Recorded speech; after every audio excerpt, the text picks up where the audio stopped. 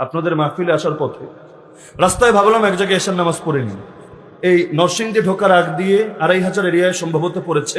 রাস্তার বাম পাশে আসার সময় বিশাল একটা অনেক উন্নত মসজিদ, সাথে একটা মাদ্রাসাও আছে, সম্ভবত সেটা আহলে হাদিস মসজিদ। তো যেটাই হোক, বিশাল আলিশান মসজিদ, সামনে গাড়ি পার্কিং করারও ব্যবস্থা আছে। তো ভাবলাম মাহফিলে নামাজ কয়টায় সেটা আমি জানি না, 7:30 হয়, 8:45 হয়, 8টায় হয়, 8:15, 8:30, টাইম তো ঠিক থাকে না। তাহলে এখানে পড়ে যাই, ঝামেলা খতম।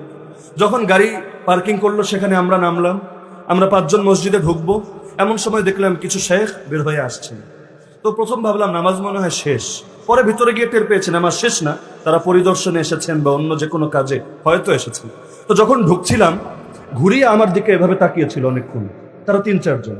তো ভাবলাম ওই ফেস পরিচিত হলে একটু বিড়ম্বনা পোহানোই লাগে, রাস্তাঘাটে কোথাও গিয়ে শান্তি পাওয়া যায় না, মাঝে মধ্যে এরকম হয়। তো ভাবলাম হয়তো এমনি চিনেছে, তো চিনতে পারে, সমস্যার কিছু নেই। তো এমনি সরল মনে ভেতরে চলে গেলাম, নামাজ আদায় করলাম।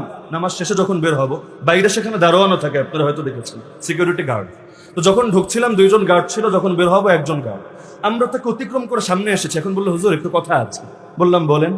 বললো হুজুর বড় কষ্ট লাগলো একটা বিষয়। আমি বললাম আপনার আবার কি বিষয় কষ্ট লাগলো?